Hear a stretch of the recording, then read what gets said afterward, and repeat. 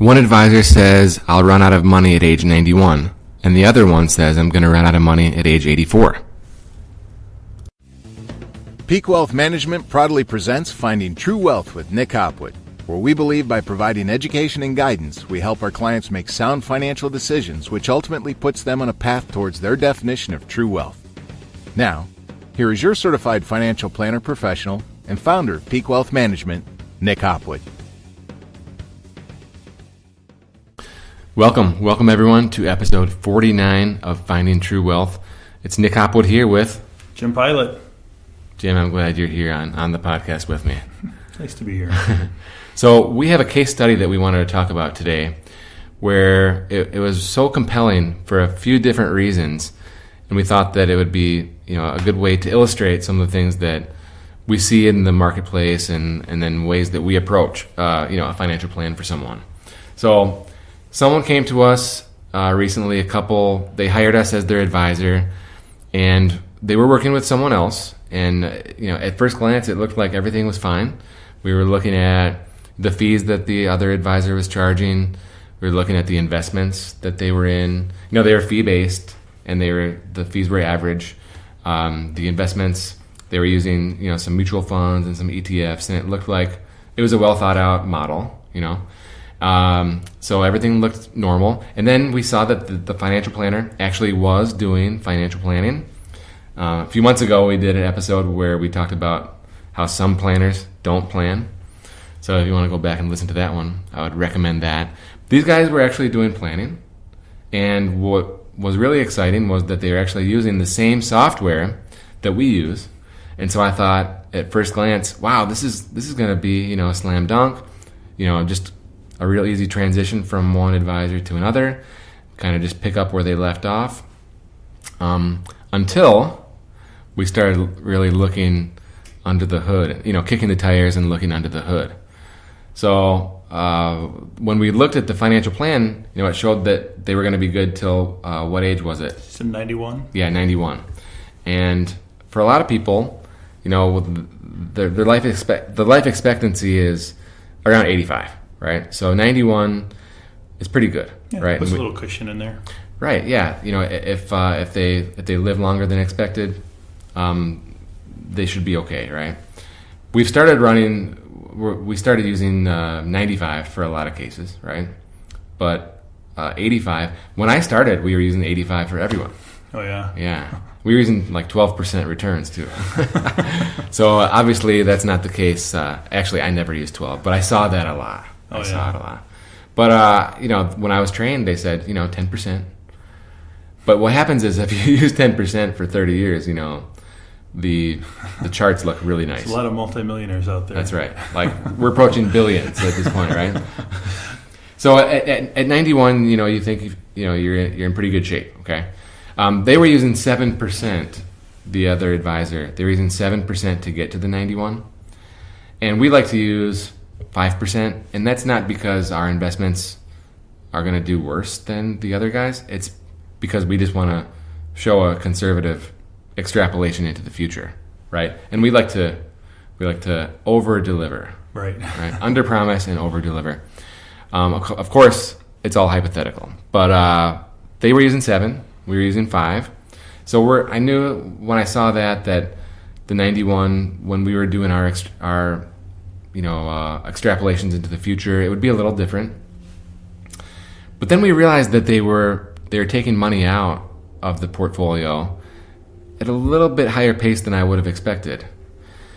And that led me to look at the cash flow analysis from the old financial plan, and it made me realize that they were dramatically underestimating the cost of living. So when we've talked it through with the client, we realized that they were spending $77,000 per year after taxes. Okay, not good or bad. It is what it is. Okay, but when we looked at the old analysis, the other advisor was using $47,000 as the cost of living.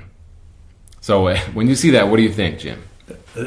That's a huge difference. Yeah, that's especially year after year. That really makes a major impact down the road. You're looking at 20, 30 years, and inflation and counting in there. And in terms of percentages, what's 30,000 divided by 47? It's a huge percentage increase. Here, I'll punch it out right now. 30 divided by 47, it's 64% more spending. So what, this advisor, I don't know what they're thinking. I mean, everything else looked pretty good. Mm-hmm. And then you get to this one point, which, by the way, it is the hardest data point. It's the hardest number to pinpoint. I mean, we struggle with this all the time, trying to figure out what's your cost of living. I mean, Jim, what is your cost of living? Well, by the time you add up the cars and the mortgage and the insurance and, Yeah, and I can't tell you how many times I've sat in a meeting and I say, okay, Mr. Pilat, can you estimate what your cost of living is? Do you have like some sort of spending sheet that you use? Mm-hmm. And that's what they say is, well, the car payment's $400, the insurance is $120, my DTE bill, I'm on the budget plan, so I know exactly how much that is. It's $89 a month. And I just have to say, stop. Please, because we're gonna come up with a number that's like $2,500. I just know it, and really, you're spending 3 times that much. Yeah, but it's like you said. I mean, it's really common to see people drastically underestimate their expenses. Everybody thinks they live on a lot less than they really do. So when you talk about the importance of tracking expenses, it really is probably one of the biggest variables in a financial plan. I think it's the most important detail. Yeah. And so when you're off by 64%, it changes everything. Mm-hmm. And so as a result, we have to sit with these people and tell them that the age 91 is way wrong. Okay, with our more conservative assumptions, the return from 7 to 5 plays a part. But with the enhanced spending from 47 to 77, it means that you run out of money at age 84. Okay, so now we're in a situation where we're much earlier, and we're going to live. I think that one of the two will live past 84, no doubt. Right, and you lost all your cushion. You lost your just in case I live a little longer money. And when we run the Monte Carlo, the probability for success is very low. Oh yeah, I bet. Very low. So, what's the solution? I mean, you can run the return at 7%, but it's still it changes it from 84 to 85. So that's not the factor. Mm-hmm. The factor is how much do you need to live, and they just got it so wrong. So, again, we take it one step further. Okay, what is this cost of living, and what are they spending the money on? Okay, so if we believe that the 77,000 is the accurate number, how can we be sure? And I want to remind you about episode 13, my number 1 episode, until we did the MGO blog one, that is. Oh, yeah.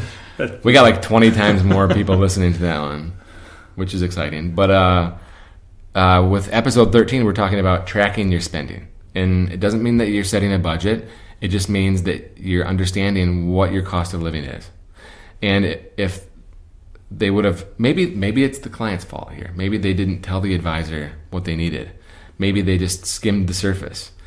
But I think the advisor should have been able to look at the mortgage, the car, and with the withdrawals that they've been making and kind of figure out that 47 was a garbage number. Oh, yeah. The withdrawal history alone should have tipped them off. Right. So we track the expenses. Not only does it give us the opportunity to confirm that 77 is the right number and 47 is wrong, but it also allows us to figure out if we have to cut, right? If there's excess, if there are bad decisions happening, where can we fix it? Yeah, absolutely. It'll highlight any trouble spots. Yep. And let me tell you, in this one, it's structural. So it means that every month we're going to have this problem of getting below the 77,000 annual because it's structural. It's housing. Okay, it's housing and car. Fixed. Yeah, the fixed expenses. So before you eat, you're like approaching 77,000 in this case, and that's because when you look at the mortgage and the car, it's 57% of the base income. If you're going to get a mortgage, they would never give you that. They would never give you the mortgage based on those ratios. That type of income. Yeah. And if you're in that situation where the housing expenses are 57% of your base income, you can't live. Okay, you can't live. You can't go out to eat. Basically, you can't go on vacation. It's almost impossible. Mm-hmm. So what do people do? They end up taking more money out of their portfolio. And when you are taking more than 4 and 5% per year, now you're at a position where you're if you're earning 5%, and you're taking more than 5%, what happens to the value of the portfolio? Yeah, it's decreasing. Yeah, and you have inflation, so your cost of living goes up every year, and so you're actually snowballing in reverse. Right, because as you keep taking money out, there's less there to earn a return. That's right. Less there to grow. Yep, that's right. So at some point, it's like, unless you're earning 10 or 12%, you're doomed. Yeah. And I know that's a scary word to use. You're doomed.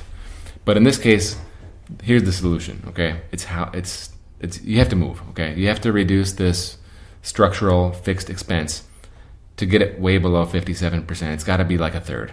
Okay, and I got to tell you, if I'm with this person 15 years ago, if I'm with this couple 15 years ago, we're making extra payments on that mortgage, so it's gone by now. Yeah, you don't want to head into retirement with a mortgage. Absolutely.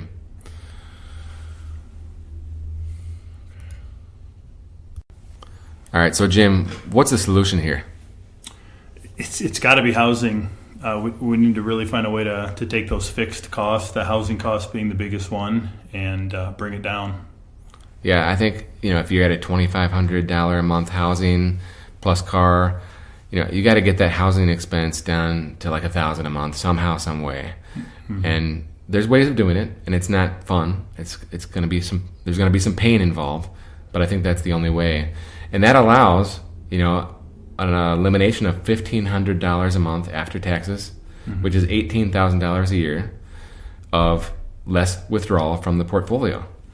Yeah, while there certainly would be some pain in moving and relocating, the freedom that you would gain by having that additional money available to you and not having to be withdrawn out of the account would really, in my mind, would be powerful. Well, I think that we've kind of beat a dead horse here all the way. I hope that you enjoyed listening to this particular case study on how we approach financial planning, and kind of full circle with how, actually you can have two advisors that, that look the same, that have the same experience, that have the same credentials, that have similar investments, but approach the financial plan in a different way. So if you have over $500,000 of investable assets and you're looking for a second opinion like this couple was, give us a shot. I definitely think that you'll be impressed with what we have to offer. And if you don't have $500,000 of investable assets, we're definitely still happy to connect and talk about a planning-only engagement, or at least point you in the right direction. And we appreciate you listening. We appreciate your partnership. And as a reminder, we recommend listening on the Podbean app on your smartphone. Go ahead and make it official and subscribe.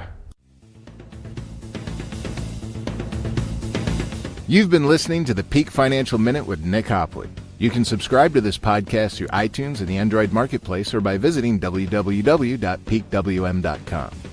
Peak Wealth Management is your premier wealth management partner. Plan, protect, peak. Securities offered through Regulus Advisors, LLC. Member FINRA SIPC. Investment advisory services offered through Peak Wealth Management, LLC, a state of Michigan registered investment advisor. Peak Wealth Management, LLC is independent of Regulus Advisors.